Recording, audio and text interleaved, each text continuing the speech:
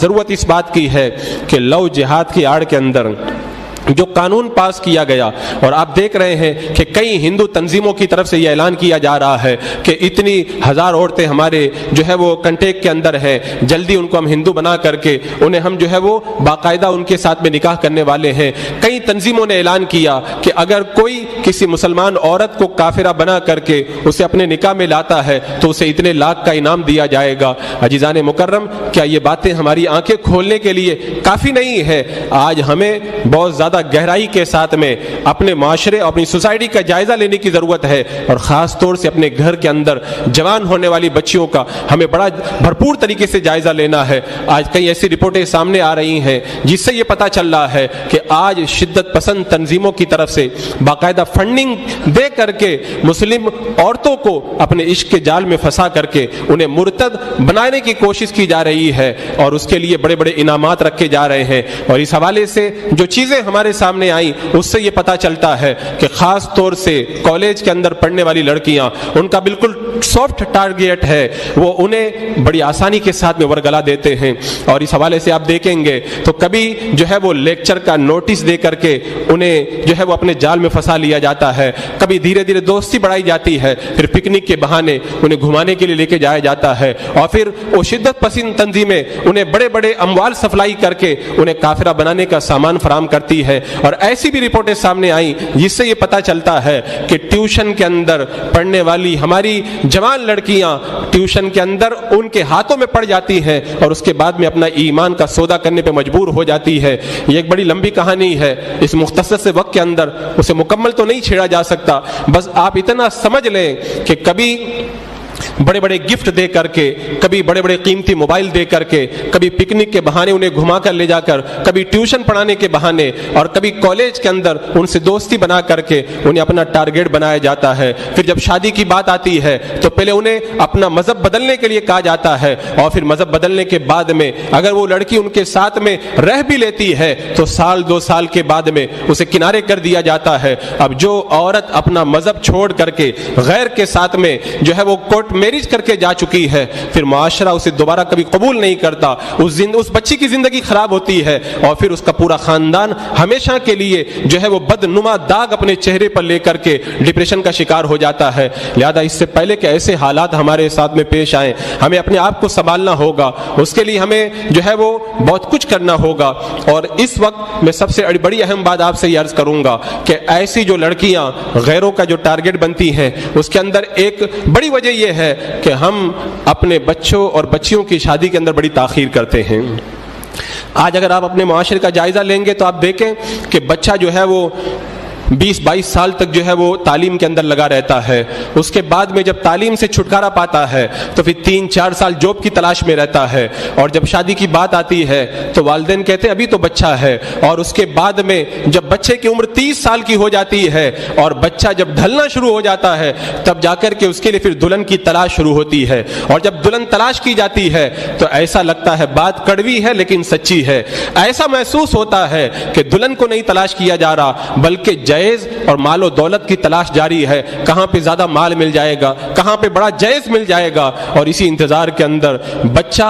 غلط راستہ اختیار کر کے نہ جانے کتنی برائیوں کے اندر پھنس چکا ہوتا ہے۔ اس کا اندازہ کبھی ماں باپ کو نہیں ہو سکتا۔ ماں باپ سے اگر کہا جائے کہ بچے کی شادی کب کرنا ہے، وہ کہتے ہیں ابھی یہ تو بچہ ہے، اور بچے کا یہ حال ہوتا ہے 15-20 سال کی عمر کے اندر یا تو لڑکا اپنے لیے کوئی گرل فرینڈ بنا چکا ہوتا ہے، اور یا پھر کوئی لڑکی اپنے لیے بوائے فرینڈ چن چکی ہوتی ہے۔ کہتے ہیں کہ یہ خواہشات کا طوفان جو ہے وہ سیلاب کی طرح ہے، اگر تم اسے اچھا راستہ بنا کر کے نہیں دو گے تو یہ اپنا راستہ خود بنا لے گا، اور آپ جانتے ہیں پانی کو جب راستہ آپ خود نہیں بنا کے دیتے، پانی اپنا راستہ خود بناتا ہے تو پھر کتنی تباہی آتی ہے۔ اس تباہی کا اندازہ آپ اپنی سوسائٹی کے اندر جھانک کر کے لگا سکتے ہیں۔ آج ہم نے اپنے بچوں کی شادی کے انتظار کے اندر جو بڑی لمبی مدت گزاری، اس کا نتیجہ یہ ہوا کہ ہمارے بچے دانستہ یا نہ دانستہ ایسے جرائم کے اندر اور ایسے گناہوں میں گرفتار ہو گئے کہ اس کا تصور بھی نہیں کیا جا سکتا۔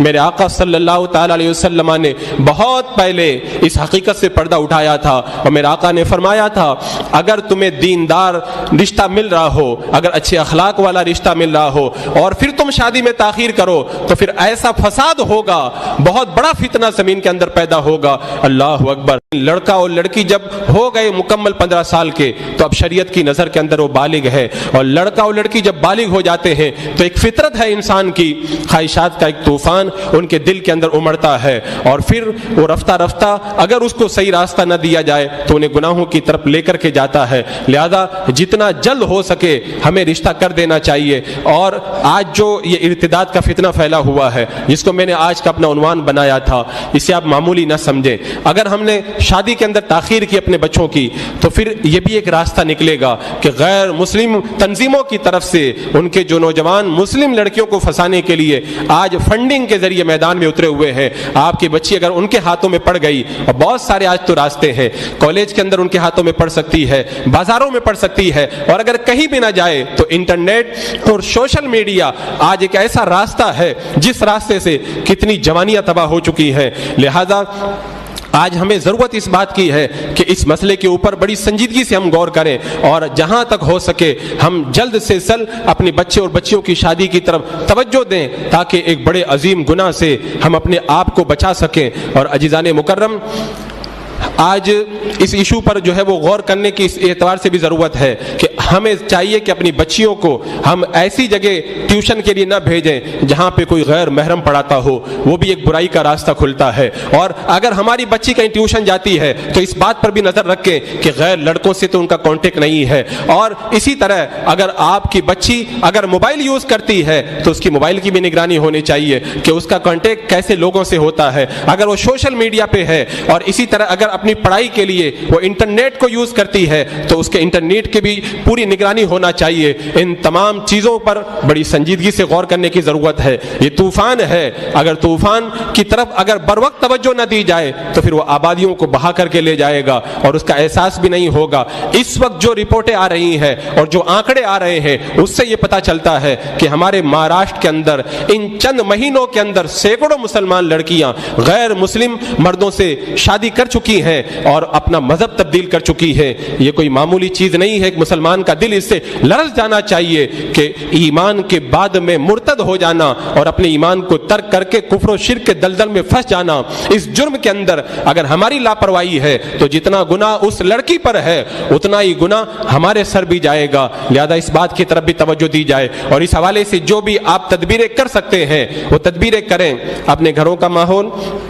اسلامی ماحول بنائیں اور یہ ایسا سسٹم بنائیں کہ آپ کے گھر کے اندر ہر چند ہفتوں میں یا چند دنوں کے اندر اسلامی محفل ہو جہاں پر اسلام کی باتیں بیان کی جائے، انہیں دین کو ان کی گھٹی کے اندر پلایا جائے۔ اسی طریقے سے آج جو اسکولوں میں جو تعلیم دی جاتی ہے وہ بندے کو اسلام بیزار کر دینے والی تعلیم ہے۔ لہذا ہم اپنے گھر کے اندر بھی اپنی بچیوں کی دینی تعلیم کا انتظام کریں، انہیں ہم اپنے اسلاف کی تاریخ پڑھائیں، شریعت کے احکام پڑھائیں اور ہماری مقدس خواتین کی داستانیں انہیں سنائیں اور وہ کتابیں ان کو لا کر کے دیں۔ سیدہ خاتون جنت فاطمۃ الزہرا رضی اللہ تعالیٰ عنہا کی حیات طیبہ کیسی پاک حیات طیبہ تھی کہ ساری زندگی جن کا آنچل بھی ماہ و مہن نے نہ دیکھا، اور ان کی پاکیزگی کا یہ حال ہے کہ کل قیامت کے دن جب وہ پل صراط سے گزرے گی تو دامن پل صراط سے ایک ندا دینے والا ندا دے گا کہ اے محشر والوں اپنی نگاہوں کو جھکا لو، خاتون جنت رسول اکرم صلی اللہ تعالیٰ علیہ وسلم کی شہزادی 70,000 حوروں کی جھرمٹ میں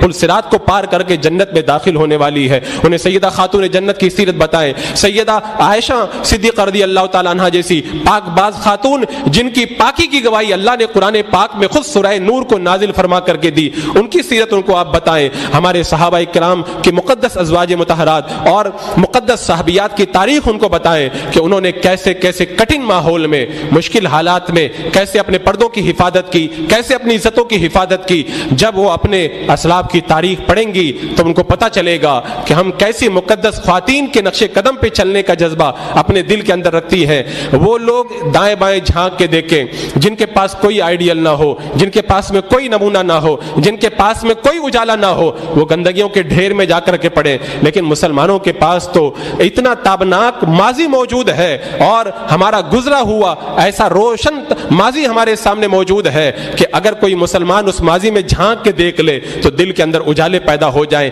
اتنے شاندار کریکٹر اللہ نے ہم کو عطا فرمائے ہیں، اتنے زبردست نمونے اللہ نے ہمیں عطا فرمائے ہیں کہ اگر ہم کسی ایک صحابی یا صحابیہ کی زندگی کو پڑھ لیں تو ہماری زندگی بدل کر کے رہ جائے۔ اور سب سے بڑا نمونہ اللہ نے ہمیں اپنے حبیب علیہ الصلوۃ والسلام کی مقدس زندگی کے اندر عطا فرمایا اور ارشاد فرمایا لقد کان لکم فی رسول اللہ اسوۃ حسنہ، تمہارے لیے میرے محبوب کی زندگی کے اندر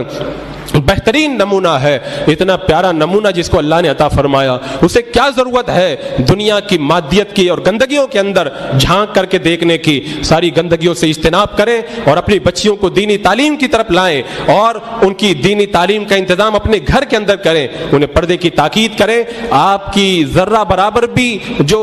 آپ لاپرواہی کریں گے وہ کل ایسا نہ ہو کہ دنیا میں بھی آپ کے لیے خسارے کا باعث بن جائے، اور خدا نہ کرے اگر غیر کے ہاتھوں میں آپ کی بچی پڑ گئی اور جیسی رپورٹیں آ رہی ہیں ویسے اگر وہ ارتداد کا شکار ہو گئی تو رب نے فرما دیا اولئک حبطت اعمالهم فی الدنیا والآخرہ، دنیا اور آخرت میں ان کے سارے اعمال برباد ہیں۔ واولئک اصحاب النار هم فیہا خالدون، اور یہی وہ جہنم والے ہیں جو ہمیشہ جہنم میں رہیں گے۔ کیا آپ اس بات کو گوارا کریں گے کہ آپ کے جگر کا ٹکڑا جہنم کی آگ میں جلے؟ اگر آپ نہیں گوارا کرتے تو اس کے لیے پھر انتظام کریں۔ اللہ رب قدیر اس ارتداد کے فتنے سے ہمیں اور ہماری بچیوں کو محفوظ فرمائے اور ہمارے گھروں کے اندر خاص طور سے خواتین کے اندر اسلامی ماحول پیدا فرمائے اور ہمارے دلوں کے اندر اسلامی تعلیم اور اسلامی ماحول کا جذبہ عطا فرمائے۔ وما علینا الا البلاغ۔